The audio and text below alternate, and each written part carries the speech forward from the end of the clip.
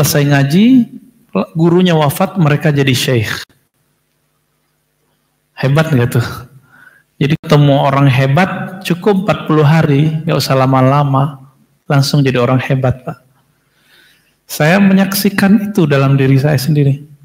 Alhamdulillah Allah takdirkan saya bisa suka buku. Namun membaca sendiri itu ternyata beda ketika membaca dibimbing guru.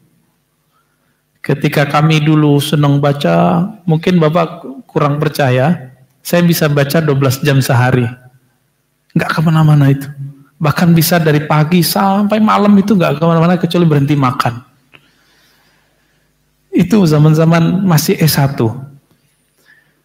Tapi pemahaman yang saya dapat justru tambah kacau gitu. Kok buku ini begini, buku ini begini, buku ini begini, akhirnya menjadi tambah meragukan. Saya meragukan Ahlus Sunnah itu ajaran yang benar, meragukan Sahih Bukhari. Ragunya itu udah tingkat akut, bukan mungkin kronis kali kalau bagi dokter. Sampai kemudian ketemu seorang syekh namanya Syekh Hasan Hito. Beliau itu sudah hafal kitab Muwatta umurnya 10 tahun. Hafal Quran sebelum itu. Maka saya kemudian ngaji. Tahun 2006 cuma ngaji 2 minggu. 2 minggu berarti berapa hari? 14 hari. Rasanya kayak 4 tahun, Mbak. Kayak 4 tahun ngaji. Kok 4 tahun ngaji? Saya bisa bilang gitu karena saya membaca 4 tahun, pemahaman saya nggak semantap itu. Alhamdulillah ujian, jadi itu seperti daurah kelas pendek yang beliau bawa dari Damaskus ke sini. Terus ada ujiannya, lolos. Tahun depan saya ikut lagi, lolos. Tahun depan saya ikut lagi, lolos. Alhamdulillah 3 tahun berturut-turut. Habis itu baru beliau buka salah satu sekolah di Cipanas, Cianjur ya. Jamiah Syafi'iyah, itu semua syekhnya dari Suriah. Seumur-umuran saya, di atas saya itu dosen-dosennya ya. Dan full berbahasa Arab. Dulu kita ngaji akidah pakai bahasa Indonesia, nggak paham-paham. Kok pakai bahasa Arab paham? Ternyata pemahaman itu di kolbu. Ditransfer ke kolbu. Gimana proses transfernya? Itu yang disebut dengan talaqi.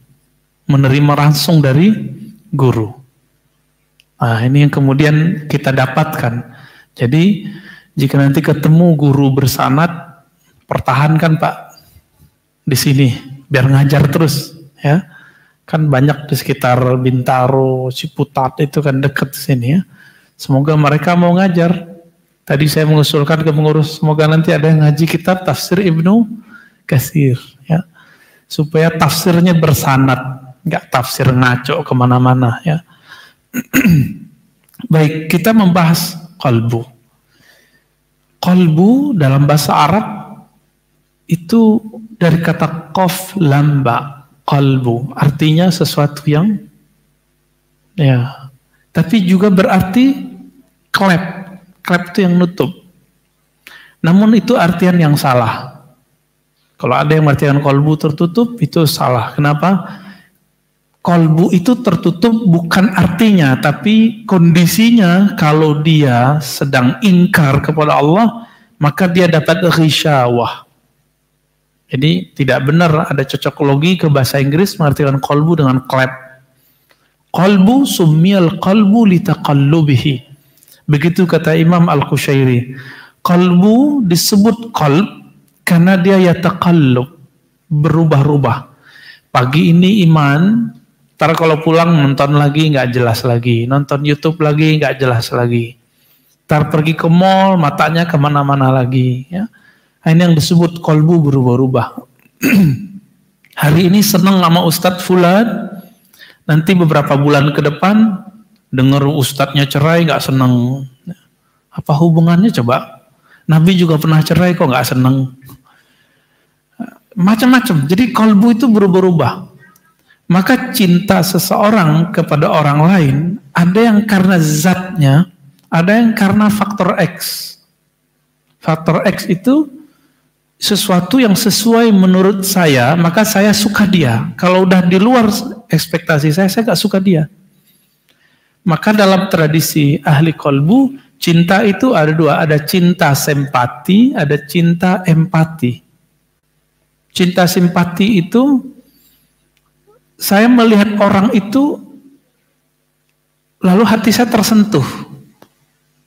Karena penampilan fisiknya, penampilan atau ngomongnya.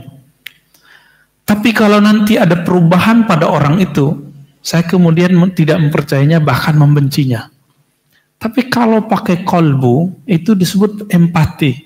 Mau orangnya berubah, cintanya nggak berubah. Maka disinilah banyak perbedaan antara murid yang shadik, murid yang sungguh-sungguh, dengan murid yang tidak sungguh-sungguh, yang kazib. Jadi ketika berguru kepada seorang ulama, standar kesolehan itu menurut akal kita atau menurut ulama itu akan beda nanti. Dulu saya masih ingat waktu Agim masih sendiri, ibu-ibu ngomong gini ke saya, kalau kayak Agim orang kaya, terkenal, soleh, istrinya 4 juga boleh, Tat. Gitu. Serius Bu? Iya. Tahun depan beliau nikah. Ibu itu juga yang ngomong, katanya menjaga kolbu, katanya jaga hati. Kok istrinya 2? Jadi dalam pikiran sebagian orang, kalau hati bersih itu nggak boleh menikah gitu. Kalau perlu nggak nikah. Itu sama dengan memalaikatkan guru. Saya mau tanya, yang nggak dosa itu guru apa nabi? Nabi. Kalau kita mengatakan guruku nggak mungkin salah, kalau salah dia bukan guru, kita telah menjadi pengkultus guru-guru. Apa bedanya sama Syiah? Tahu Syiah ya? Syiah itu meyakini imam-imam itu maksum, terpelihara dari dosa. Ahlu sunnah enggak. Ahlu sunnah hanya meyakini Nabi itu termaksum, terpelihara dari dosa. Kalau ulama cuma mahfuz. Apa arti mahfuz? Mahfuz itu dijaga, kalau terjebak cepat diambil oleh Allah. Kalau terjebak cepat ditarik oleh Allah. Itu beda ulama dengan Rasul. Jadi mulai hari ini saya berharap bapak-bapak, ibu-ibu, kalau mandang ustadz jangan dimalaikatkan. Anggap ustadz itu manusia. Bedanya, yarfa'illahu allazina amanu walladzina utul ilma darajat. Allah angkat orang beriman, sama, kita udah sama. Tapi ada naik dikit. Orang-orang yang diberi ilmu, ini kalimatnya kata kunci. Maka seorang yang punya ilmu nggak boleh merasa berilmu. Kenapa? Utu dalam bahasa Arab diberi, pasif. Diberi ilmu, orang-orang yang diberi ilmu diangkat beberapa derajat. 1 derajat itu kalau di hadis antara langit dan bumi. Kalau di hadis ya. Nanti di akhirat 1 derajat itu antara langit dan bumi. Makanya ulama itu sanggup tahajud tiap malam, bahkan sanggup nggak tidur. Ulama itu sanggup duduk berjam-jam. Kenapa? Makomnya memang jauh di sana. Mereka bisa khatam. Itu ada ulama di Cirebon, bukan orang Arab Pak, Anda Indonesia. Namanya Kiai Hasim kalau nggak salah dulu ya. Itu kalau ngaji ba'da subuh, duha udah khatam. Duha udah khatam. Jam 8, jam 9 udah beres. Itu kecepatan otaknya gimana tuh? Saya tadinya nggak percaya. Dikritik sama salah seorang jamaah. Ente ini katanya belajar hadis, kok nggak sesuai sunnah? Saya kaget digituin, Pak. Maksud Anda gimana? Dulu Abdullah bin Amr bin Al-As, Nabi katakan, jangan baca kurang dari 3 hari. Jadi nggak boleh khatam kurang dari 3 hari. Ya, saya senyum. Selesai dia ngomong, kita yang ceramah, dia ngomong 15 menit. Kita kasih aja Pak, dia biarin ya. Sejak itu habis saya nggak datang lagi ke tempat dia. Ya. Tapi kita kasih pelajaran. Bapak yang sangat pinter, Abdullah bin Amr itu siapa? Oh, sahabat Rasul, oke. Bapak kenal Utsman bin Affan? Oh, kenal. Siapa itu? Khalifah ketiga. Oh, belum cukup. Beliau sebelum jadi khalifah siapanya Nabi? Mantunya Nabi. Nabi kalau pakai sarung, kebuka lutut biasa aja. Tapi kalau Utsman lewat, Nabi tutup. Begitu hormat Nabi kepada Utsman. Bapak tahu gimana Utsman? Utsman puasa tiap hari, khatam 8 kali dalam sehari semalam. Kaget ya, loh masa Ustadz? Ya baca aja buku Tibyan. Ya, ada kitab Tibyan karya Imam An-Nawawi mengenai adab-adab penghafal Quran. Di situ disebutkan mulai dari 3 hari, 10 hari, sampai kemudian mengagetkan tadi. Paling banyak itu Utsman sehari bisa khatam 8 kali. Itu gimana caranya? Nantilah saya cerita gimana caranya ya. Nabi kenapa bisa dari Masjidil Haram ke Masjidil Aqsa? Ini Aqsa namanya. Cuma dalam beberapa jam. Balik lagi ke langit, balik lagi. Nah itu beliau masih di alam dunia, tapi dimensi kolbunya sudah beda. Jadi membacanya dengan kolbu, bukan dengan lidah saja. Lidah baca, tapi lidah yang ikut kolbu. Inilah bedanya kita. Kita itu khusyuknya ngikutin suara imam. Kalau imam bacanya syahdu, kita nangis. Karena khusyuknya baru dari telinga. Belum dari kolbu. Gitu. Ya, ini contohnya ya. Habis itu saya nggak datang lagi Pak ke situ. Diundang saya. Itu udah ada orang pinter di sono, ngapain lagi ngundang saya gitu. Ya ingin mempermalukan seorang ustadz di depan jamaah, tapi lupa. Dalilnya kurang banyak. Bacanya baru terjemahan. Kritis tapi enggak berbobot gitu. Banyak Pak hari ini yang begitu. Bapak coba aja lihat, buka YouTube, komentarnya lebih seru dibaca daripada, benar nggak? Kajiannya lebih ramai. Orang yang punya kolbu nggak tertarik kayak begitu, dipuji nggak melayang, dicaci nggak terpuruk. Tapi kalau nggak punya kolbu, emosi. Ya, baik. Kolbu itu di dalam Al-Quran diulang-ulang lebih dari 100 kali. Kata kulub kita temukan 104. Kata kolbu sekitar 12 atau 13. Berarti kalau digabung berapa Pak? 104 sama 13. Lumayan ya. Umroh berapa kali di Quran? Cuma 2. Satu kata kerja, satu kata benda. Noun. Tapi kenapa dakwah umroh lebih banyak dari dakwah kolbu? Mohon maaf kalau punya travel ya. Nanti caranya gampang. Kalau buat travel, umrohnya, manasiknya pakai kolbu. Ada latihan kolbunya. Gitu caranya. Mau sering juga nggak apa-apa. Yang penting umrohnya pakai kolbu. Jangan pakai abu-abu. Ya. Saya udah sering cerita. Karena ini tanda syukur kawan saya ketemu ilmu kolbu, dia cerita. Ustadz. Dia juga ustadz.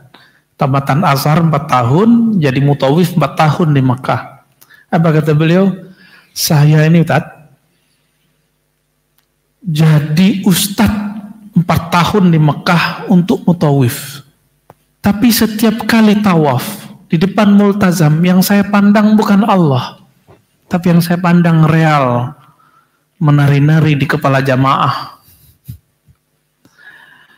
Connect gak maksudnya? Jadi yang dia bayangkan nanti dapat tips dari jamaah. Itu dia cerita. Lalu dia terbebas dari belenggu itu, bahagianya bukan main, dan dia cerita kepada kita. Wah dahsyat Ustaz.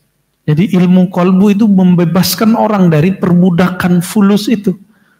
Apa kata Nabi? Ta'iba abdud dinar, ta'iba abdud dirham. Sungguh lelah orang yang disebut hamba fulus, hamba dinar, hamba dirham, hamba dolar, hamba rupiah, hamba real. Lelah bukan main. Ya kita coba aja gimana capeknya cari duit. Walaupun rezekinya lancar tapi lelah, ada kelelahan. Nah kelelahan itu yang kemudian Nabi telah buat kaidahnya semenjak beliau masih hidup. Ta'ibah, pasti lelah, pasti capek. Orang yang mencari fulus. Di situ kalimatnya abdud dinar, hamba fulus. Maka kita boleh cari fulus, tapi jangan jadi hamba fulus. Gitu. Karena di Quran itu berulang-ulang kata qalbu. Saya sudah hitung, bahkan lebih banyak dari sholat. Sholat itu separuhnya qalbu. Jadi kalau ada 100-an, paling cuma 50-an kata sholat di Quran. Kata zakat lebih kurang lagi. Infak yang banyak, kalau infak dan zakat digabung ada 80-an. Kenapa qalbu lebih banyak? Kira-kira apa itu? Orang kalau dia sholat gak pakai qalbu gak ada maknanya. Zakat, infak gak pakai qalbu gak ada maknanya. Umroh yang apalagi yang cuma disebut 2 kali di Quran gak pakai qalbu gak ada maknanya. Cuma jalan-jalan aja ngeliat padang pasir. Makanya mohon maaf, kita kalau umroh, saya ngeliat jamaah tuh ada bengong gitu ya, duduk ngeliatin orang lewat, itu aja kerjaannya. Ya habis sholat ngeliatin orang lewat, itu terus. Ini kasihan.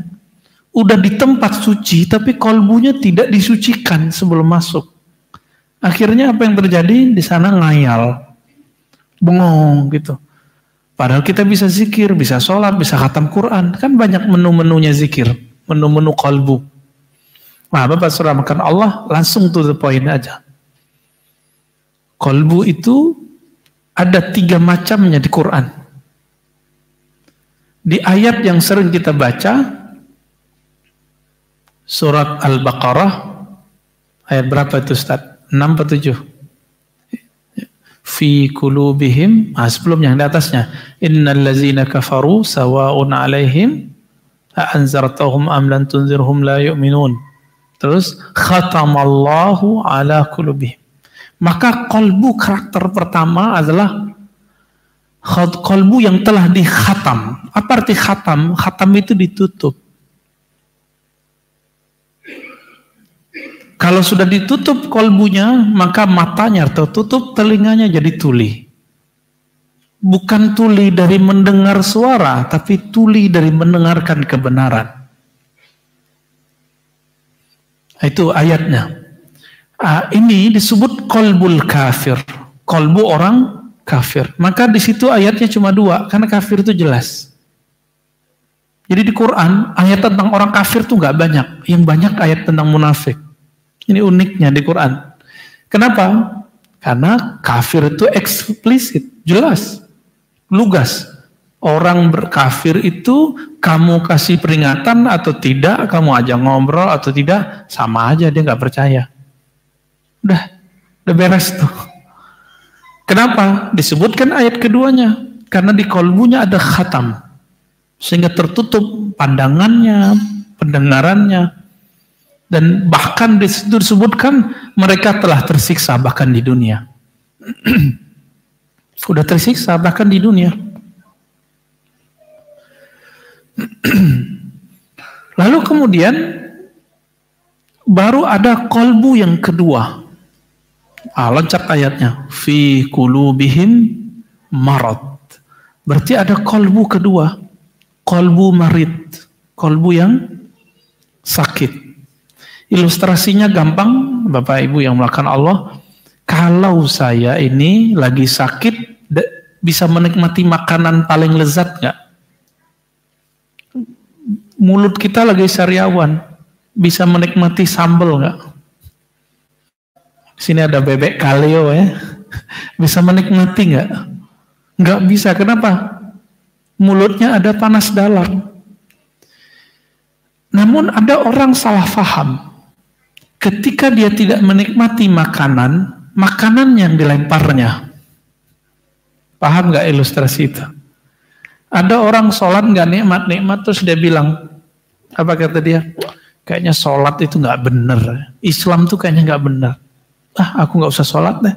Ah, itu dicobain sama kawan-kawan saya dulu mahasiswa. Mereka coba nggak sholat. Ada yang kuat sehari, ada yang kuat seminggu, ada yang kuat sampai sekarang nggak sholat ada juga. Sampai sekarang, Mbak. Tapi bukan jurusan saya, bukan jurusan akidah wa falsafah. Saya untung dulu ngambilnya dua, ngambil akidah lalu ngambil hadis. Jadi balance. Pulang ke asrama udah ketemu ulama-ulama ahli hadis. Jadi balance. Mau nggak sholat kita harus sholat gitu. Nikmat nggak nikmat sholat. Orang-orang yang sakit kolbunya sama. Dia ketika mau menikmati hidangan rohani bernama sholat, zikir, Quran, itu nggak mampu, nggak sanggup untuk menelannya. Maka kemudian dimuntahkan lagi. Makanya disebutkan dalam surat Az-Zumar, surat 39, ayat keberapa itu? Ayat 44 ya. Orang-orang yang tidak beriman itu iza dzukirallahu wahdah isma'azzat qulubul ladzina la yu'minuna bil akhirah. Orang-orang yang tidak beriman kepada akhirat disebut nama Allah saja hatinya enggan. Hatinya kayak mau muntah. So alim loh gitu kan. Ini yang terjadi. Kalau ada indikasi itu pada kita, maka katakan, hei hatiku, engkau punya penyakit, harus diobati. Kalau badan kita sakit sudah 3 hari nggak dibawa ke dokter, kita sebut orang yang nggak mau ke dokter itu apa? Cerdas atau bodoh? Atau fanatis? Jangan-jangan fanatis. Oh, nggak mau ke dokter, saya mau herbal aja. Herbal itu bagus, masalahnya herbal itu baru ada S2-nya di UI. Ya kan? Belum ada sekarang toko herbal yang betul-betul tersertifikasi oleh pemerintah, oleh lab-lab yang hebat. Masih level jamu. Walaupun herbal itu benar, ada hadisnya, ya, habbatus sauda itu syifa' min kulli da'in. Tapi kalau nggak sesuai dengan dosis-dosis ahlinya, nanti jadi sakit pinggang. Coba aja. Minum habbatus sauda banyak-banyak, kurang minum, sakit pinggang, Pak. Nanti yang kena malah ginjalnya. Jadi semuanya harus pakai ahlinya. Jangan cuma pakai praktisi penjual herbal. Mereka bukan orang-orang yang dapat sertifikasi untuk diagnosa. Sama, kolbu juga begitu. Maka saya melihat banyak orang ingin menguati kolbu, tapi salah berguru. Dia ingin mengobati kolbu, tapi dia berguru fikih, gak nyambung. Kalau ingin mengobati kolbu, datang ke ahli kolbu. Sama, saya sakit jantung, saya sakit paru misalnya, atau saya sakit kaki, sakit kulit, datangnya ke dokter spesialis kulit, jantung, dan paru-paru itu. Jika saya nggak sakit itu, ya jangan datang ke situ. Nah sekarang ini yang sering kita lihat di mana-mana. Orang ingin sholatnya khusyuk, ingin mendapatkan kedamaian dalam Islam, kedamaian beragama. Tapi dapat gurunya, guru ahli fikih. Udah ahli fikih itu terbagi 2, Pak. Ahli fikih bermazhab, ahli fikih anti mazhab. Saya nggak tahu yang ngajar di sini yang mana. Yang bermazhab atau yang anti mazhab, itu beda loh karakter ngajarnya. Kalau yang bermazhab, itu hukum ada 5. Wajib, mustahab atau sunnah, mubah, makruh, haram. Maka sangat elastis. Belajar fikih dengan orang ini asik. Sangat elastis. Islam itu enggak hitam putih, tapi warna-warni. 5 hukumnya. Jadi satu barang hukumnya bisa 5. Satu amal hukumnya bisa 5. Tapi lain dengan yang tidak bermazhab ini. Anti mazhab. Maunya hitam putih. Hukum cuma 2. Sunnah bid'ah. Nah ini akan beda. Maka belajar fikih begini bukan menyehatkan kolbu, mencederai kolbu. Kolbunya rusak, tambah rusak. Masuk masjid, nanti ngeliat, wah imamnya sarungnya di bawah mata kaki. Gitu. Gak terima sholatnya. Lihat lagi, jenggot imamnya kurang panjang. Wah, gak sunnah. Yang sunnah cuma beberapa orang doang. Pak Haddad gak punya jenggot nih. Celananya udah jingkrang, tapi jenggotnya gak ada. Kurang lengkap padat. Ini contohnya. Atau orangnya ketemu kelompok dakwah yang menjadikan tradisi sebagai hukum. Nah, ini beda lagi. Tradisi Arab dijadikan hukum, itu beda, Pak. Contoh. Sebenarnya sholat pakai serban itu sunnah nggak? Sholat pakai gamis atau pakai sarung? Itu pertanyaan tradisi, bukan pertanyaan hukum. Namun, kalau orangnya gagal paham, ditaruh ini ke bab hukum, maka dianggaplah yang pakai serban, pakai gamis lebih nyunah daripada yang pakai sarung. Celana jingkrang di atas mata kaki lebih sunnah daripada sarung, padahal Nabi pakai sarung, nggak pakai celana. Ini contoh-contohnya. Kalau kita mau belajar kolbu, tapi terjebaknya ke fikih. Belajar fikih harus wajib, harus bahasa Melayu boleh ya.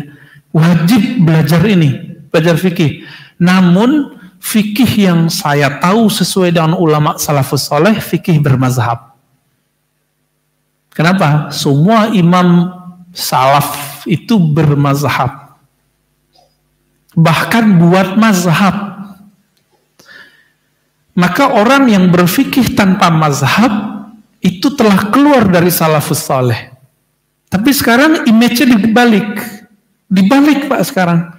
Kalau ingin ikut salaf nggak usah ikut imam mazhab. Dia nggak tahu tarikh wafat, tahun wafat imam mazhab. Imam mazhab itu semuanya imam salaf. Coba Abu Hanifah tahun berapa wafatnya? 150. Imam Malik 179. Imam Syafi'i 204. Imam Ahmad bin Hambal yang sering disebut ikon ulama salaf itu paling belakang 241. Imam Syafi'i gurunya 204. Jadi ternyata Imam Syafi'i itu gurunya ikon ulama salaf. Siapa ikonnya tadi? Ahmad bin Hambal, Hanbali. Ini ikonnya. Itu berguru ke Syafi'i. Sekarang orang ngeremehin Imam Syafi'i. Jadi Bapak Saudara makan Allah, kalau ingin belajar kolbu, jangan terjebak belajar fikih. Fikih itu untuk pakaian zahir. Pakaian menutup aurat, bersuci. Nah, belajar fikih kalau bermazhab, orangnya dijamin tidak ekstrim. Dijamin berpikirnya sistematis. Kenapa? Karena dimulai dari fikih toharah bersuci dulu, baru masuk fikih sholat, baru masuk fikih ibadat, baru masuk fikih muamalat. Tapi kalau belajar fikihnya nggak pakai mazhab, loncat langsung ke jihad. Makanya sekarang banyak gerakan, ayo jihad, ayo jihad. Demo kok disebut jihad itu dari mana? Demo itu terbagi dua. Ada demo kebencian, ada demo jihad. Isinya mana? Tapi bukan jihad yang seperti yang dimaksud dalam Al-Quran dan Sunnah demo itu. Nah itu harus dibedain. Kenapa? Karena belajar fikihnya loncat. Mau belajar Islamnya cuma pas ada event-event pemilihan umum doang, mau pemilihan daerah. Sekarang kemana itu? Kemana orang yang ngumpul tadinya rame-rame itu di masjid sholat nggak? Kita bertanya Pak di mana-mana. Yang tadinya teriak-teriak, saya dibentak di masjid. Kita itu menginginkan 01, 02 itu dulu, udahlah di masjid kalian tenang-tenang aja. Nanti ramenya di dalam masjid situ. Dibentak pakai takbir.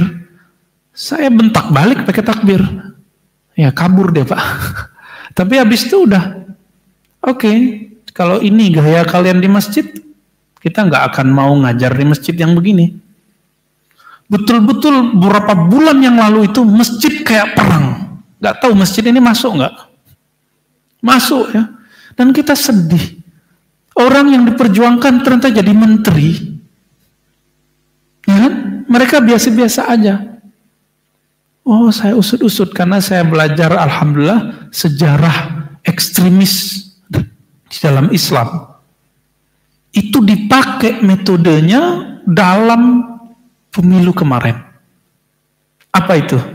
Dalam bab iman itu seringnya apa Pak? Iman adalah pembenaran di hati. Ya kan? Apalagi? Ikrar dengan lisan. Yang ketiga,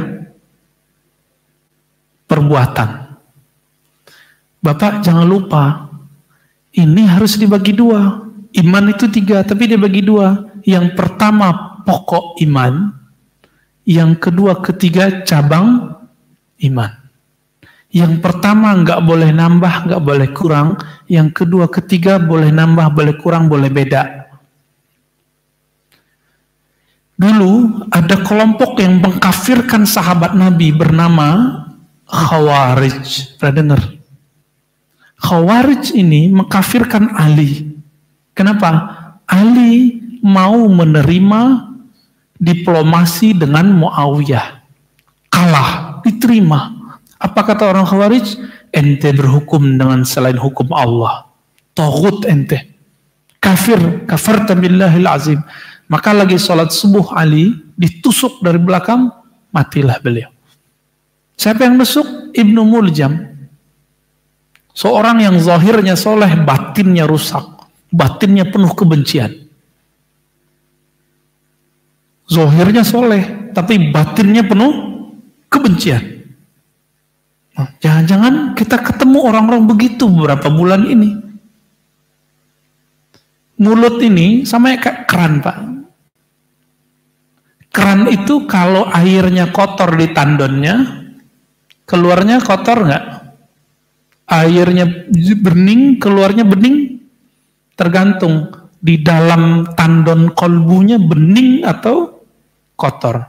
Dalamnya ada kebun binatang, keluarnya si guguk, keluarnya monyet, keluarnya gajah.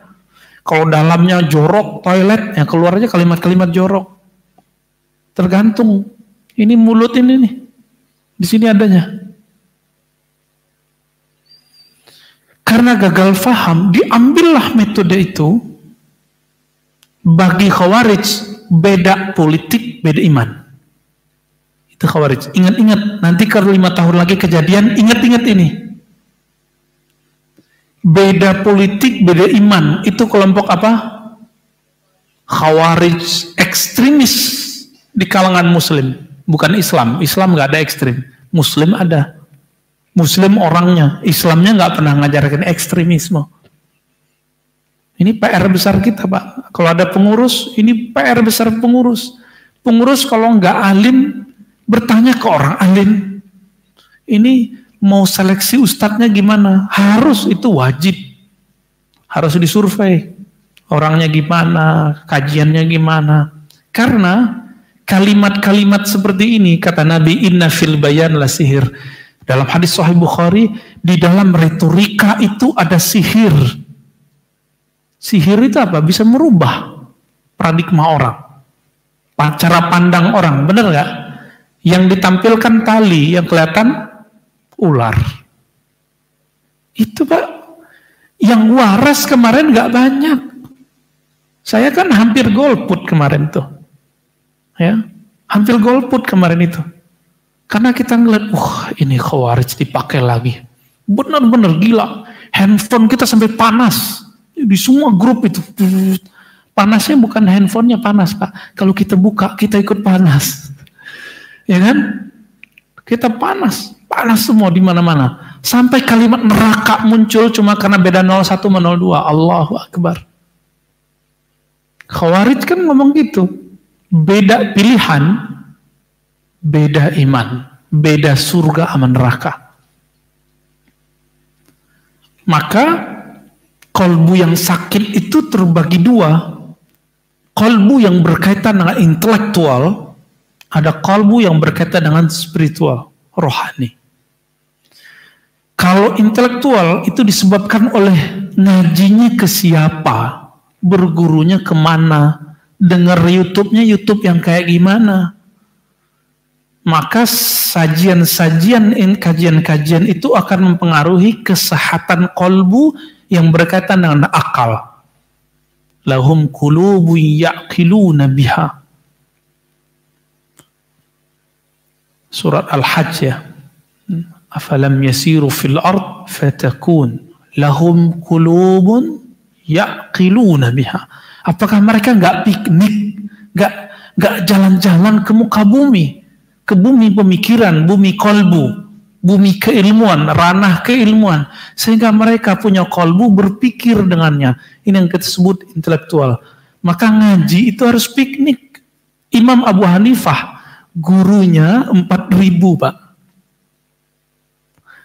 Di zaman gak ada YouTube, gak ada Grab, gak ada mobil, itu bergurunya ke 4.000 orang.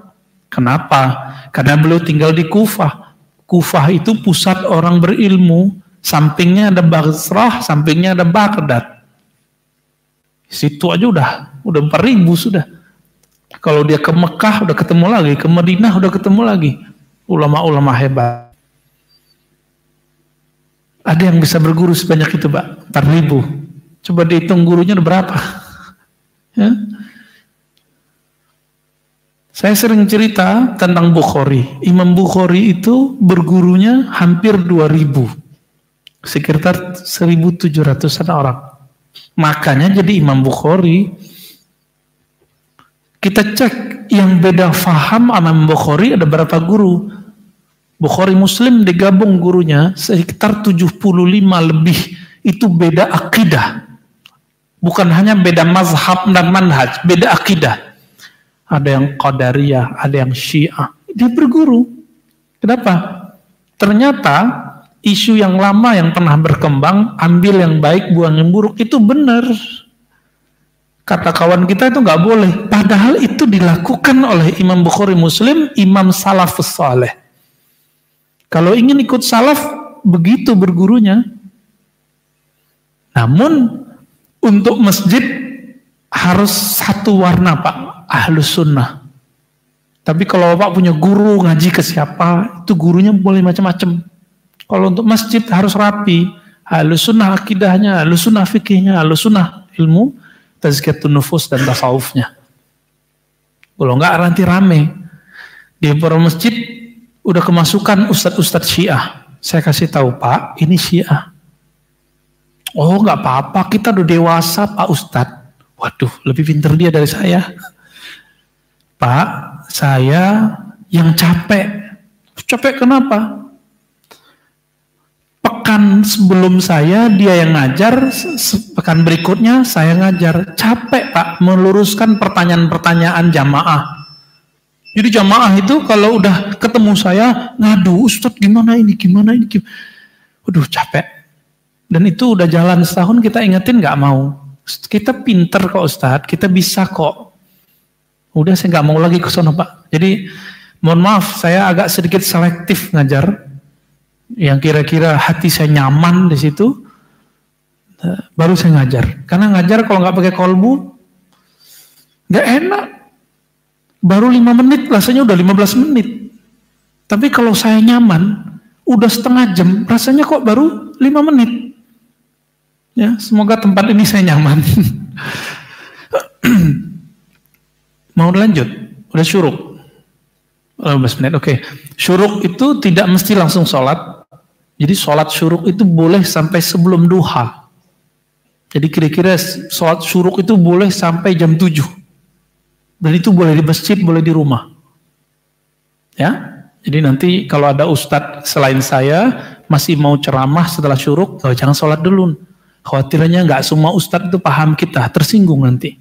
Ya, orang sholat diceramain sama dia. Oke. Yang ketiga tadi apa? Qalbu marid, Apa ciri-cirinya tadi? Dihidangkan makanannya, dia tidak menikmati. Maka cek Bapak Ibu, kita menikmatikah sholat subuh barusan? Menikmatikah zikir-zikir barusan? Terasa beratkah baca Quran? Terasa beratkah tahajud? Jika iya, berarti ada sedikit masalah di kolbu. Karena udah mau datang ke masjid. Berarti masalahnya di dalam. Ini harus dibenerin. Kok sholatnya nggak khusyuk gitu, kerasa nggak enak. Nah, ini kolbunya harus dibenerin. Wajib diobati. Jangan dibiarin. Karena kalau dibiarin nanti dia kronis. Susah ngobatinnya. Kalau kayak karatannya udah susah digosok. Tapi masih bisa sama ahlinya. Dan yang terakhir, yang ketiga, qalbun salim. Ini yang diceritakan dalam banyak ayat, kisah-kisah Nabi Ibrahim, kemudian kisah-kisah orang-orang beriman, ya, di surat Qaf, surat Safat, ya, banyak sekali. Disebut qalbun salim. Salim kata salam. Di Indonesia ada kalimat salim tapi cium tangan. Ya. Tapi salim bahasa Arab dari kata salamah.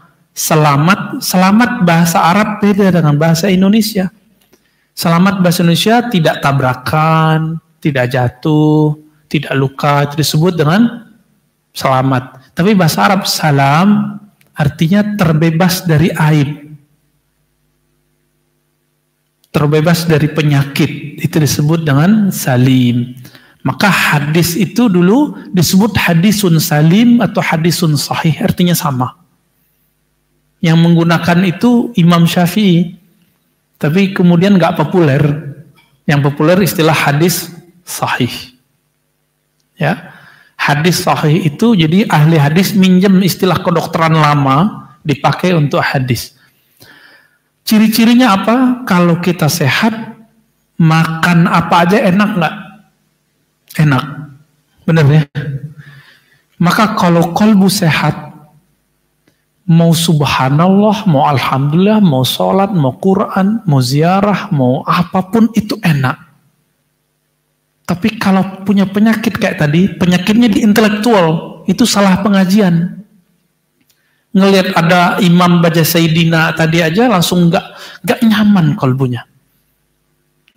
Imam kunut aja dia nggak nyaman kolbunya. Kalau dia punya penyakit kolbunya di intelektualnya. Itu bisa dibenerin dengan ngaji. Tapi kalau spiritual hanya bisa dengan wirid dan zikirullah.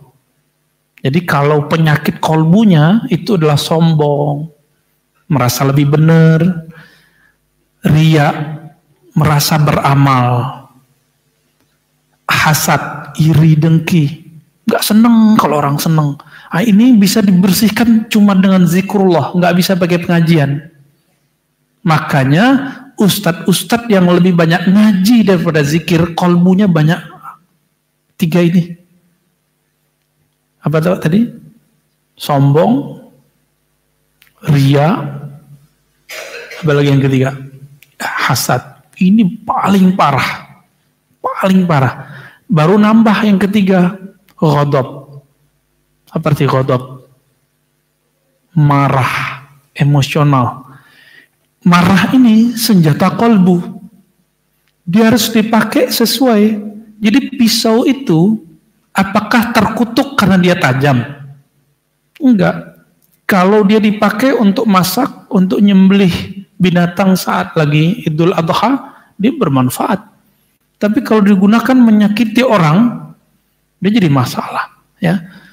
Jadi bukan salahnya si pisau, tapi salah yang megang pisau. Jadi yang keempat ini itu senjata kita, jangan dipakai sering-sering. Maka Nabi mengatakan kalau nggak sanggup ngomong terbaik, falyaskut, diam aja deh. Nah, manajemen diam itu sangat berat, Pak.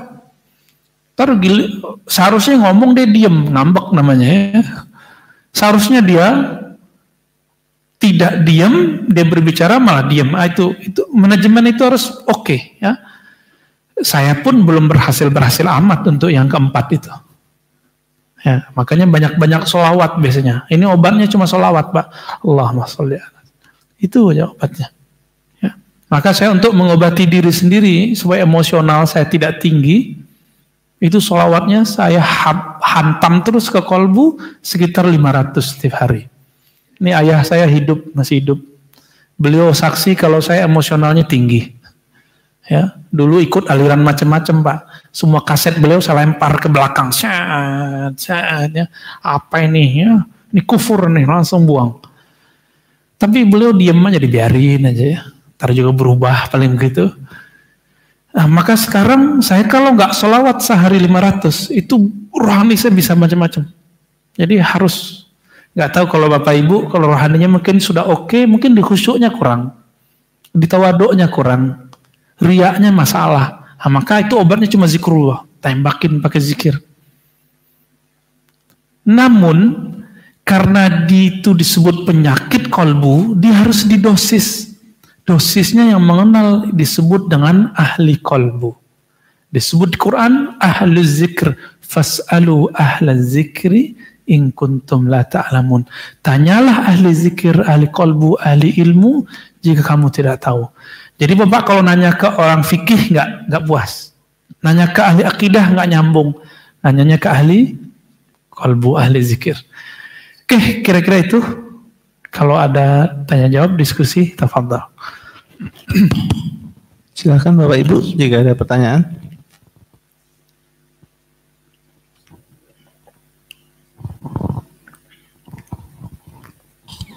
Alhamdulillah.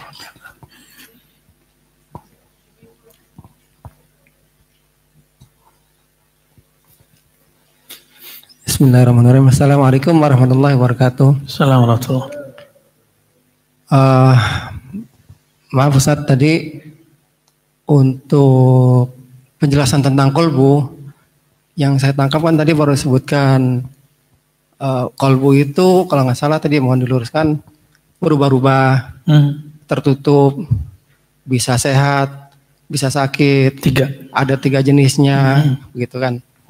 Tapi yang saya belum paham itu seperti apa kolbu itu, terus apa dia bentuknya, mau wujud atau tidak berwujud, terus bagaimana cara kita ya menjaga kolbu, misalkan kan ada doa zikir al-masurat itu, Allah maafini fi kolbin ya kolbu ya. Demikian Ustaz. Assalamualaikum warahmatullahi wabarakatuh. Assalamualaikum. Bentuknya gimana gitu ya? Ternyata dulu orang Bani Israel nanya Nabi, tapi ngetes. Saya yakin Mas bukan ngetes ya. Ya, orang Bani Israel itu mau ngetes Nabi. Sama nggak jawabannya seperti jawaban Nabi Musa? Maka ditanya oleh salah satu mereka, itu kolbu kayak gimana? Kolbu itu kan sinonimnya roh. Kolbu itu kalau dia udah masuk ke dalam disebut namanya kolbu.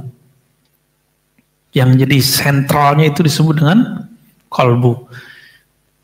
Orang-orang psikologi itu beda mazhab di barat. Ada yang mengatakan kolbu itu di sini. Ada yang menyebut kolbu itu di dada. Tapi di dalam ajaran ahli sunnah itu udah beres. Kolbu itu di sini. Berhubungan dengan jantung, tapi bukan di jantung. Maka dijawab oleh Nabi dengan ayat yas'alunaka 'anir ruh qulir ruh min amri rabbi. Mereka bertanya kepadamu mengenai hakikat roh, hakikat kolbu, hakikat akal. Qulir ruh min amri rabbi. Katakan roh itu, kolbu itu min amri rabbi. Itu urusan Rabbku. Wa ma utitum minal ilmi illa qalila, ilmu yang diberikan cuma dikit.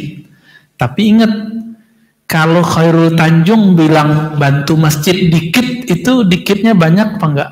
Khairul Tanjung banyak ya. Zakatnya Khairul Tanjung 2,5%, beda nggak dengan zakat kita 2,5%? Itu baru Khairul Tanjung. Gimana dengan yang menciptakan Khairul Tanjung? Kalau bilang kamu tidak diberi ilmunya kecuali dikit, dikitnya itu banyak. Yang dikit itu saya masih ingat dulu guru saya Maulana Syekh Hasan Basri Jalil, dulu ayah saya yang bawa saya ngaji ke beliau. Sedikitnya orang kaya itu banyak bagi orang miskin. sedikitnya menurut Allah itu besar menurut ulama. Nah, maka ilmu itu ditulis oleh Imam Ghazali jadi 4 jilid. Ditulis oleh Imam Narabi jadi 9 jilid. Ditulis oleh Imam Abdul Karim Al-Jili jadi 2 jilid. Ditulis oleh Imam Al-Haddad itu berbuku, banyak bukunya. Jadi yang dikit itu dan yang sedikit itu mungkin 1 buku pun kita belum memahami dengan baik. Tapi alhamdulillah kami kemudian punya program di luar sana menghatamkan buku-buku itu dengan mahasiswa ya, dengan santri-santri. Kalau Bapak Ibu nih santrinya santri kalong aja ya, lumayan lah. Maka nanti coba buat kajian itu ala santri. Kajian itu ada kitabnya. Sehingga ngaji itu dan ada buku yang dipinjamkan ke jamaah nanti dibalikin. Atau buku pribadi. Pulang bawa lagi, dibuka lagi. Walaupun terjemahan gak apa-apa kok. Nah, saya menggalakkan itu sudah 5 tahun ini. Baru 5 tahun Mbak. Dan itu efeknya luar biasa. Jamaah yang biasanya nguping, sekarang senangnya baca buku sambil nguping. Gitu. Udah kayak santri beneran. Walaupun ngalong sekali 2 kali seminggu, Sabtu dan Ahad. Lumayan nih Pak Haddad ya. Gitu Pak. Jadi di mana dia? Dia berhubungan dengan jantung, berhubungan dengan paru-paru, berhubungan semua, tapi dia bukan di situ. Cuma berhubungan. Makanya waktu Mas jatuh cinta, itu yang berdebar itu paru-parunya atau jantungnya. Ya, tapi kalau paru-paru ngapain? Dia ngos-ngosan. Ya, kakinya gemeteran. Ya. Keringatnya langsung bercucuran. Kalau lagi emosional, lagi takut, sama begitu juga. Lain, debarnya nggak enak. Debar jatuh cintanya enak. Pertanyaan kedua, kalau orang lagi bahagia, ada yang nangis nggak? Padahal nangis identik dengan sedih. Kalau di seberapa masjid nangis karena kakinya kejepit, ya, kakinya kejepit sama kawan sampingnya. Itu berarti sedih itu bukan mata yang menangis, tapi suasana kolbu. Kolbu itu dia banyak kaitannya dengan tubuh ini, tapi dia tidak tinggal di tubuh ini. Dia cuma kayak ngenderain Pak.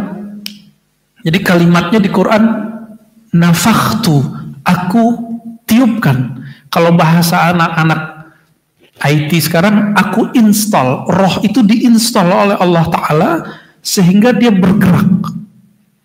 Kalau hardware-nya udah rusak, maka dia tinggalin. Tinggal install tempat lain. Gitu. Jadi roh kita ini nggak laki, nggak perempuan. Yang laki perempuan cuma tubuh ini. Nah, di mana dia? Dia berkaitan di alam amr. Ini namanya alam nyata. Kalau mimpi disebut alam misal, nanti setelah itu ada namanya alamul amr. Alam amr itu min amri rabbi. Disebut oleh Imam Ghazali alam roh. Roh kita berkaitan. Orang yang kolbunya sensitif bisa melihat ke alam sana. Makanya dia bisa mimpi ketemu Nabi.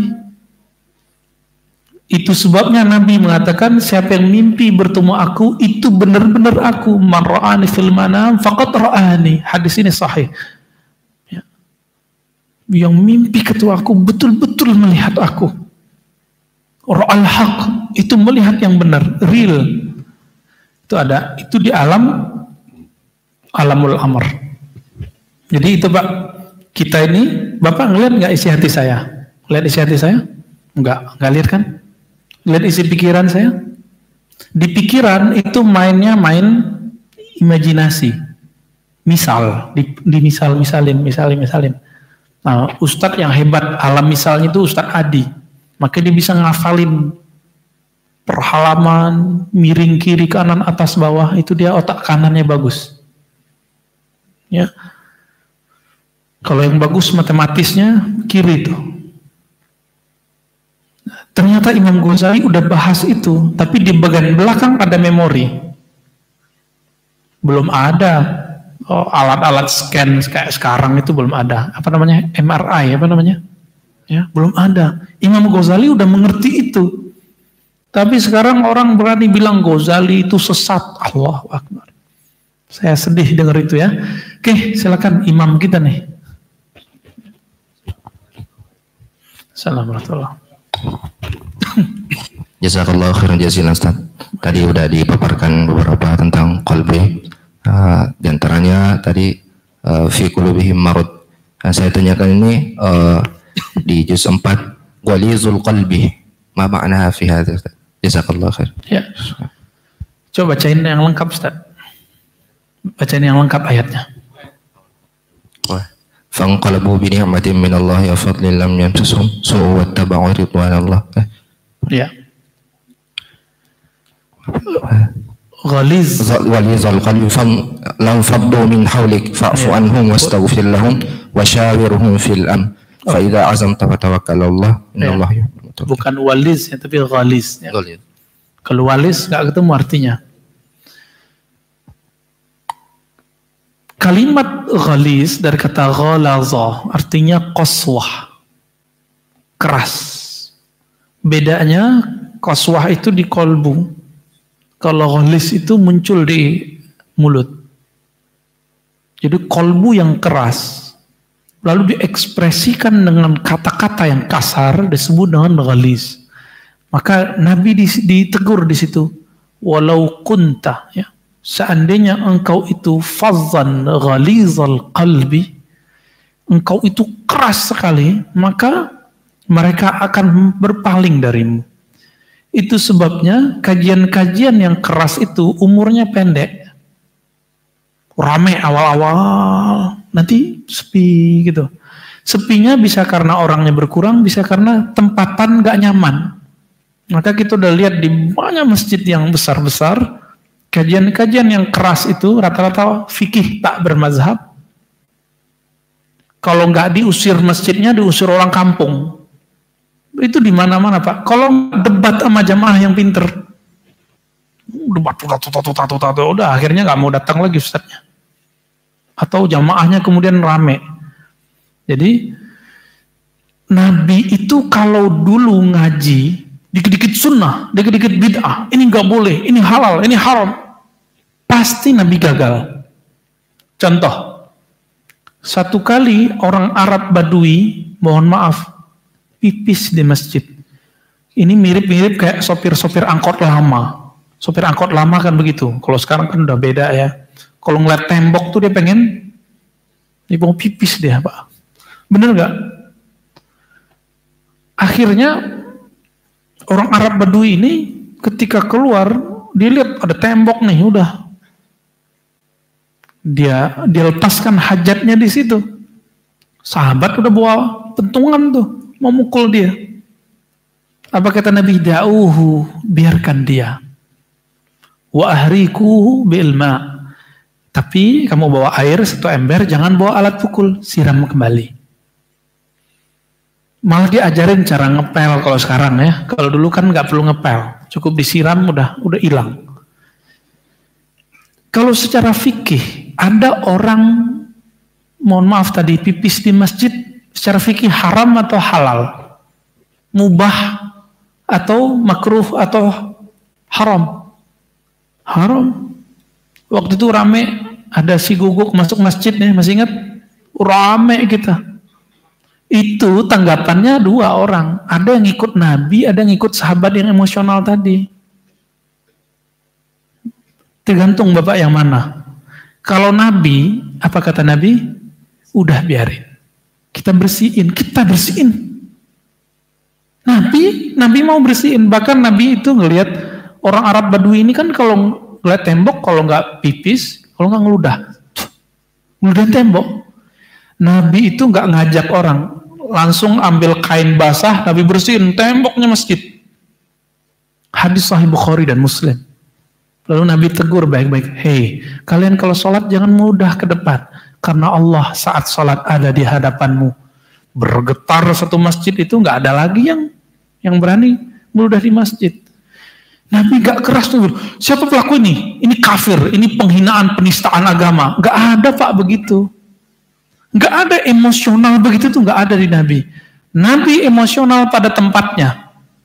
Di bab dakwah tidak ada emosional. Di bab taklim baru ada emosional. Saya kalau taklim Pak galak Pak.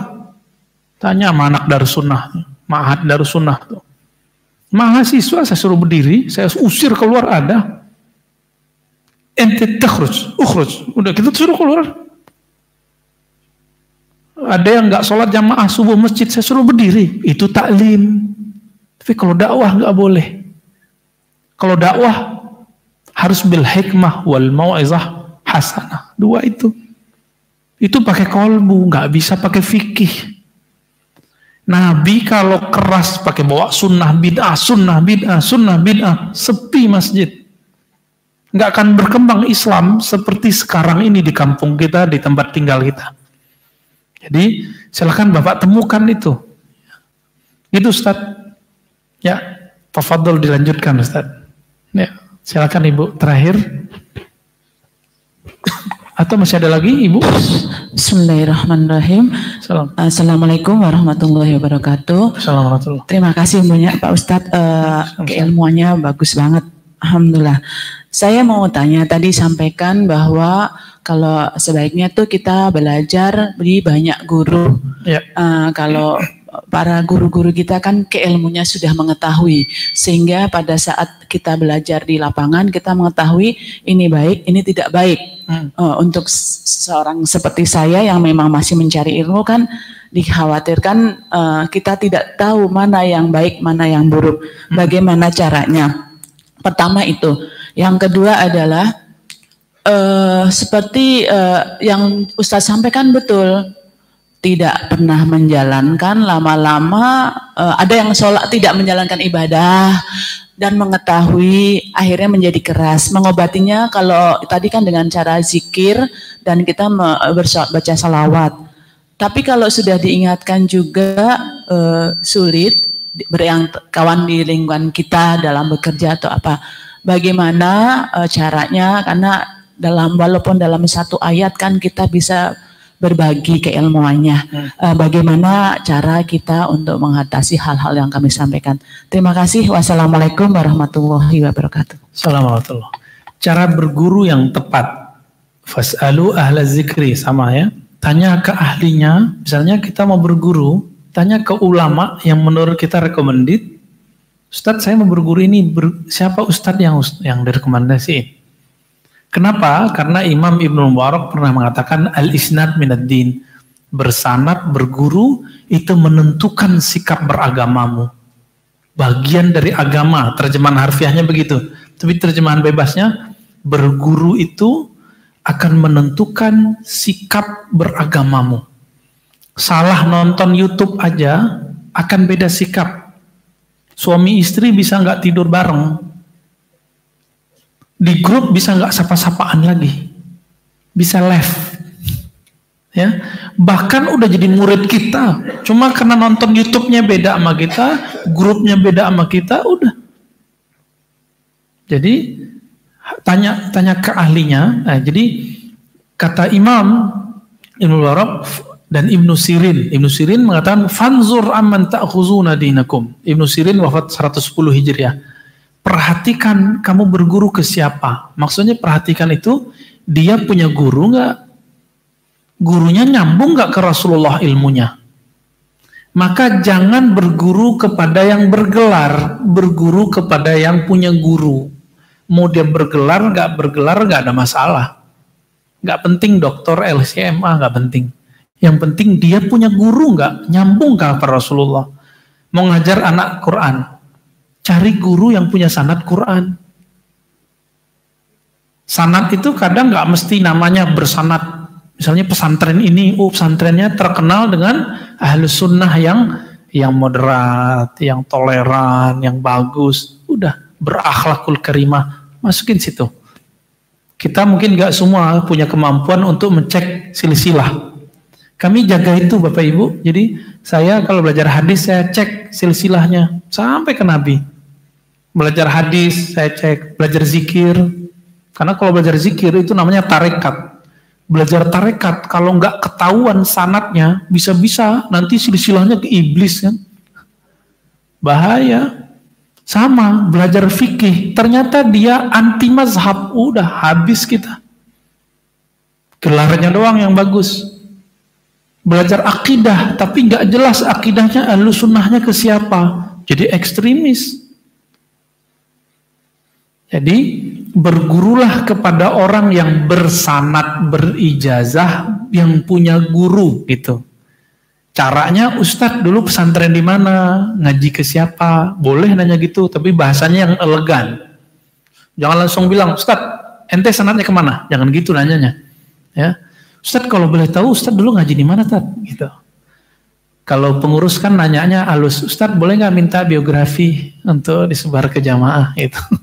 Ya itu boleh, itu cara itu boleh, minta begitu sopan.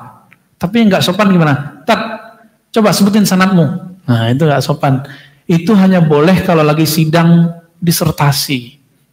Ya, ini yang dilakukan oleh ulama di Naisapur dan di Baghdad ketika nguji Bukhari. Maka Imam Bukhari kemudian dikasih gelar oleh ulama Naisapur jadi Tabibul Hadis. Itulah gelar dokter pertama, Tabibul Hadis. Dokter hadis. Itu gelar pertama dalam Islam. Masuk lagi ke barat menjadi dokter, balik lagi ke kita. Sekarang jadi PhD dan dokter. Ya kan? Dulu di Indonesia pernah doktorandus ya. Doktors, banyak dokternya. Jadi bertanya gitu boleh. Bertanya sanad dengan cara yang elegan ya. Jadi jangan kita bukan level penguji, tapi nanyanya kayak nguji. Itu nggak boleh. Apalagi, yang kedua tadi tentang cara ngingetin orang ya. Sebenarnya kalimat yang benar, kalimat yang baik, kalimat yang tepat, tapi disampaikan oleh orang yang tidak tepat, itu menjadi kurang menarik. Contoh. Ada kawan saya buat training motivasi menjadi orang kaya. Tapi dia rumah pun masih ngontrak. Mending tinggalnya di Latinos. Ya. Ini saya baca tadi kayak Brazil, Spanyol gitu ya. Tapi Spanyol bukan yang Cordova. Dia buat training untuk kaya, tapi dia nggak kaya. Didengar nggak Pak? Jadi kalau bahasa Arabnya, hum sayasma'unak, mereka akan mendengar kamu. Ba'dama asbahta asariyan ghaniyan. Kamu baru didengar kalau kamu sudah jadi kaya. Kata-katamu dikit langsung jadi viral. Ya kan? Jadi kalau yang ngomong itu orang-orang selebriti atau konglomerat, itu kata-katanya ngefek. Tapi kalau yang ngomong selevel atau di bawah, maka dia nggak masuk. Jadi ibu jangan lewat ibu jangan ngomongnya. Lewat jalur orang yang dia hormati. Bukan berarti kita kemudian jadi baper. Aku nggak dianggap sama dia, nggak usah merasa dianggap. Ketika kita berdakwah, nggak usah merasa dianggap. Itu. Kita mau mengingati orang, nggak usah merasa dianggap. Ini tips dari Imam Sya'rani, Imam Ahlus Sunnah, ahli kolbu. Apa kata beliau? Jangan kamu mengajari orang sampai kolbumu punya satu sifat. Apa sifatnya? Mencintai semua makhluk Allah, membuang kebencian kepada semua makhluk Allah. Berat nggak tuh? Nggak berat kok. Yang penting kolbunya sudah penuh dengan nama-nama Allah, maka cinta akan tumbuh. Kenapa orang penuh kebencian? Karena nama Allah nggak masuk ke dalam kolbunya. Buka Asmaul Husna, itu hampir semuanya kalimat cinta. Rahman, Rahim, cinta nggak? Ya, itu 70% kalimat cinta, sayang, memberi, mengasihi, udah itu aja. Yang marah cuma berapa, menyiksa cuma beberapa, pembalas cuma beberapa. Selebihnya kalimat cinta. Jadi jika ingin mendekatkan diri kepada Allah, ingin kata-katanya diterima oleh makhluk seperti hamba-hamba menerima dari Allah, maka caranya bergantunglah kolbunya dengan nama-nama Allah. Jadi tipsnya begitu. Tipsnya begitu. Ya. Sebagai penutup, ulama kita supaya kolbunya dihiasi dengan nama Allah. Ada namanya Syekh Syah Waliullah, ahli hadis dari India yang lama di Madinah terus ke India. Itu kalau zikir setiap hari nggak kurang dari 5.000 sampai 10.000. Kita mungkin nggak sanggup, minimal zikir pagi, sore, pagi, sore. Nah, ayatnya padahal nggak begitu. Al-Ahzab ayat 41. Ya ayyuhallazina amanu zkurullaha dzikran katsira wasabbihuhu bukratan wa asila. Beda kita dengan ulama itu apa? Kita cuma ngamalkan ayat 42 tapi tidak ngamalkan ayat 41. Hai orang beriman, sebut nama Allah sebanyak-banyaknya. 1.000 banyak nggak? 10.000 banyak? 100.000 banyak? Nah, itu yang disebut banyak. Terus bertasbihlah pada saat pagi dan sore. Ini yang kita sebut zikir pagi. Jadi beda nggak amalannya? Zikir pagi sore orang awam, zikir sebanyak-banyaknya, itu yang disebut waliullah, ulama. Ini yang kolbunya sehat. Kolbunya bisa ngobatin orang. Dekat sama dia sembuh. Dengerin kata-katanya bikin semangat beramal. Ini kolbu yang ayat 41, surah Al-Ahzab, surah 33 ayat 41. Tapi kalau levelnya baru level 2, zikir pagi sore, itu kekuatannya baru pagi dan sore juga. Ya. Belum bisa kekuatannya setiap saat. Kenapa guru itu bisa mengobati orang walaupun lagi tidur? Karena tidurnya pun ngikut Rasulullah Sallallahu Alaihi Wasallam. Tidurnya pun ingat Allah. Makannya pun ikut Nabi, ingat Nabi Sallallahu Alaihi Wasallam, ingat Allah Ta'ala. Diamnya pun ingat Allah. Wajar kalau mereka diamnya pun bisa membimbing umat, apalagi kalau sudah berbicara. Udah 610 Pak, cukup ya. Terima kasih telah diundang ke tempat ini. Saya agak jauhan aja dikit ke Pengasinan sono Sawangan ya. Semoga jalannya Bu beda sama jalan BSD. Semoga ini pertemuan diberkahi oleh Allah, diridhai oleh Allah Ta'ala, dan dosa-dosa kita diampuni, ditutup aib-aibnya, disampaikan kolbunya kepada kolbu yang sehat, yang sahih. Amin rabbal alamin. Banyak zikrullah, bergabung dengan orang-orang soleh. Wassalamualaikum Muhammad, subhanakallahumma wa bihamdika, asyhadu an la ilaha illa anta, astaghfiruka wa atubu ilaik. Assalamualaikum warahmatullahi wabarakatuh.